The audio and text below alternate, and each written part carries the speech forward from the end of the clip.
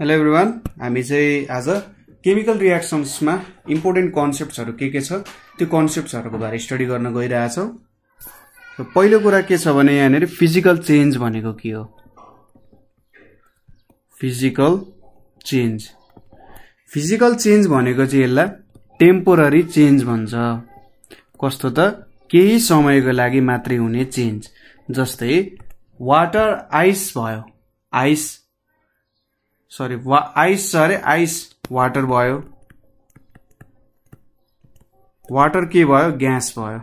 अब फेरि ग्यासलाई मैले वाटरमा चेन्ज गर्न सक्छु नि र वाटरलाई फेरि आइसमा चेन्ज गर्न सक्छु। हो, यस्तो खालको चेन्जहरुलाई चाहिँ के भन्छ त?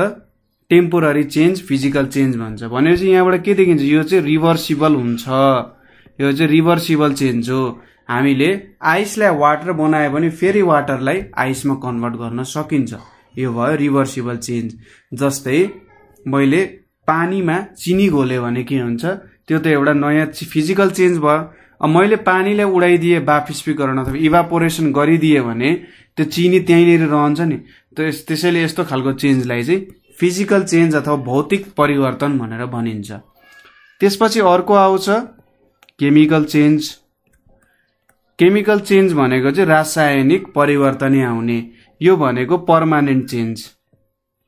जस्तै तपाईले कुनै पेपरलाई जलाउनु भयो, त्यो पेपरलाई जलाइसकेपछि के त्यो पेपरलाई फेरि तपाईले ओरिजिनल पेपर बनाउन सक्नुहुन्छ? सक्नु हुँदैन नि।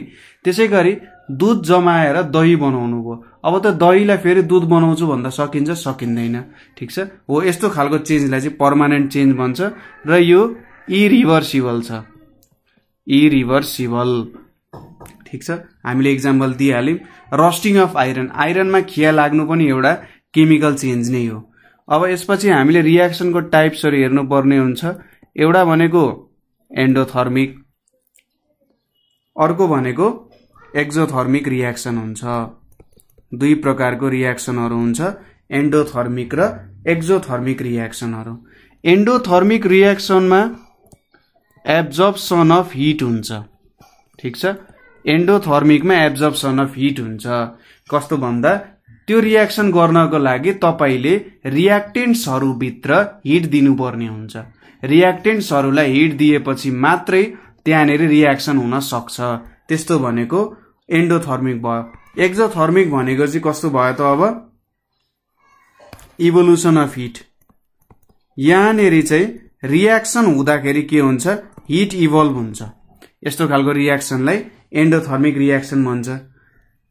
जस्तै मैले कार्बन र हाइड्रोजनलाई यसरी हिट गरे भने, अथवा यहाँ हिट गर्नु भनेको त कार्बन र हाइड्रोजनले हिट एब्जर्भ गर्छन्।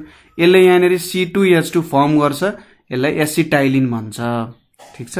त्यसैगरी मैले मर्क्युरिक अक्साइडलाई, मर्क्युरस अक्साइड होला, मर्क्युरस अक्साइडलाई हिट गर्यो भने यसले मर्क्युरी र अक्सिजन दिन्छ। सो यहाँनेर हिट दिनु भन्नुको मतलब के हो? यो रियाक्टेन्टले के गर्छ? हिट एब्जर्भ गर्छ भन्नु हो। ठीक छ। यो एउटा एन्डोथर्मिक भयो। त्यसैगरी N2 प्लस O2 लाई हिट गर्यो भने के आउन सक्छ? 2NO, नाइट्रिक अक्साइड आउन सक्छ। यो पनि एउटा एन्डोथर्मिक रियाक्सन भयो। अब इभोल्युसन अफ हिटमा सपोज मैले कार्बन र अक्सिजनलाई राखेर मैले बर्न गरे भने यसले चाहिँ कार्बन डाइअक्साइड पनि फर्म गर्छ र हिट पनि बाहिर निकाल्छ। ठीक छ।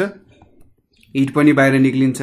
त्यसैगरी मैले H2 र O2 रियाक्ट गरे भने यसले वाटर पनि निकाल्छ, हिट पनि बाहिर निकाल्छ। हो, यसरी हिट इभल्भ हुने रियाक्सनलाई एक्जोथर्मिक रियाक्सन भनेर भन्छ। ठीक छ। यति कुरा बुझ्यो। अर्को कुरा के छ? क्याटलिस्टको कुरा। क्याटलिस्ट भनेको चाहिँ कस्तो सब्स्टेन्स हो भन्दा रियाक्सनलाई फास्ट र स्लो गर्छ। ठीक छ। क्याटलिस्टले के गर्छ? रियाक्सनलाई फास्ट एन्ड स्लो गर्छ। हैन, कुनै रियाक्सनलाई फास्ट गर्न सक्छ, कुनैलाई स्लो गर्न सक्छ। But doesn't directly take part in reaction. ठीक छ। तर यसले रियाक्सनमा चाहिँ टेक पार्ट गर्दैन। रियाक्सनमा टेक पार्ट गर्दैन भन्नुको मतलब यसमा केही केमिकल चेन्जेसहरु चाहिँ आउँदैन भन्नु हो। ठीक छ। रियाक्सनमा टेक पार्ट गर्दैन भन्नुको मतलब यसमा केही केमिकल चेन्ज आउँदैन। अब यसमा पोजिटिभ क्याटालिस्ट र नेगेटिभ क्याटालिस्ट हुन्छ। पोजिटिभ क्याटालिस्ट भनेको कस्तो भने रियाक्सनलाई फास्ट गर्ने, ठीक छ। रियाक्सन बिकम्स फास्ट, यो भनेको पोजिटिभ क्याटालिस्ट भयो। र नेगेटिभ क्याटालिस्ट भनेको रियाक्सन बिकम्स स्लो, ठीक छ। रियाक्सन स्लो हुन्छ भने त्यस्तो खालको क्याटालिस्टलाई चाहिँ के भन्छ त नेगेटिभ क्याटालिस्ट भनेर भन्न सकिन्छ, ठीक छ। त्यो भयो नेगेटिभ क्याटालिस्ट। पोजिटिभ क्याटालिस्ट भनेको एक्जाम्पल यसको म्याग्निज अक्साइड, म्याग्निज डाइअक्साइड MnO2। त्यसै गरी यतापट्टि ग्लिसरिन, नेगेटिभ क्याटालिस्टको एक्जाम्पल भनेको चाहिँ हामीले ग्लिसरिन लिन सक्छौँ, GLYCERIN। ग्लिसरिनले नेगेटिभ क्याटालिस्ट गर्छ, MnO2 ले एउटा पोजिटिभ क्याटालिस्टको रूपमा काम गर्छ, ठीक छ। अब टाइप्स अफ केमिकल रियाक्सन्स छ हामीसँग हैन, कस्तो कस्तो टाइप्सको केमिकल रियाक्सन हुन सक्छ भन्ने कुराहरू। Types of chemical reaction,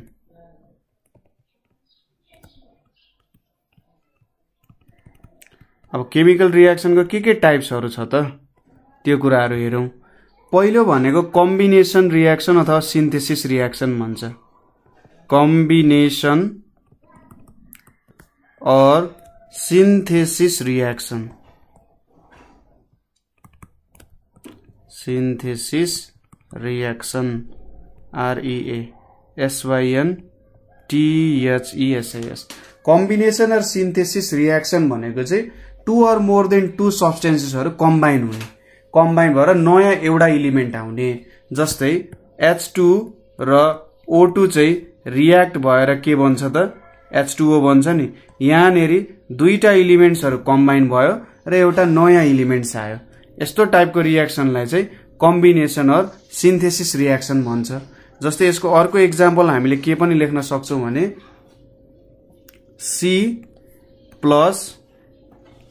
C+O2 भनेको CO2 आउँछ नि। अब एक्सेस O2 भयो भने CO2 आउँछ, लेस O2 भयो भने CO मात्रै आउँछ, ठीक छ। यहाँ पनि के भइरहेछ त 2 इलिमेन्ट्सहरु कम्बाइन भएर एउटा सिंगल इलिमेन्ट आइरहेको हुन्छ। जेनरली यहाँनेर चाहिँ क्याटालिस्ट चाहिने हुन्छ। यो सिन्थेसिस रियाक्सनमा क्याटालिस्ट चाहिरहेको हुन सक्छ, ठीक छ।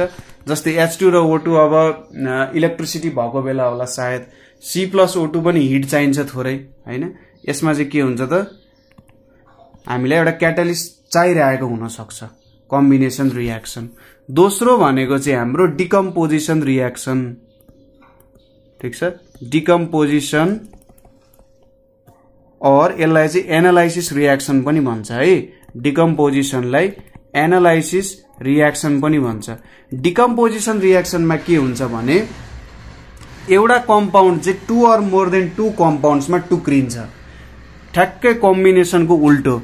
कम्बिनेसनमा के हुन्थ्यो 2 or more than 2 इलिमेन्ट्स चाहिँ एउटा कम्पाउन्ड बन्थ्यो। तर यहाँनेर डिकम्पोजिसनमा चाहिँ एउटा कम्पाउन्ड 2 or more than 2 कम्पाउन्ड्समा सेपरेट हुन्छ र यसमा पनि हिट इलेक्ट्रिसिटीहरु क्याटालिस्टको रूपमा युज भइरहेको हुन्छ।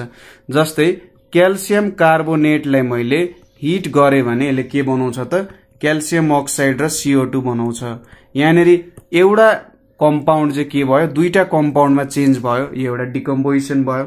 त्यसैगरी CuCO3 कपर कार्बोनेटलाई मैले हिट गरे भने CuO र क्युप्रस अक्साइड र CO2 बन्छ हैन।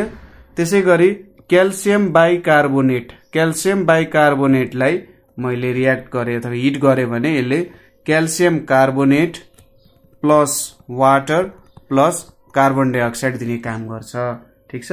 यो भयो हाम्रो डिकम्पोजिसन रियाक्सन। एउटा सिंगल कम्पाउन्ड चाहिँ धेरैवटा कम्पाउन्डमा डिकम्पोज हुनुलाई डिकम्पोजिसन रियाक्सन भयो। अर्को एउटा एक्जाम्पल पनि लेखौं। पोटासियम क्लोरेट KClO3 के हुन्छ त 2KCl र 3O2 मा चेन्ज हुन्छ, ठीक छ, हिट गर्दा। यो चाहिँ डिकम्पोजिसन रियाक्सन नै भयो। अर्को छ अब डिस्प्लेसमेन्ट रियाक्सन।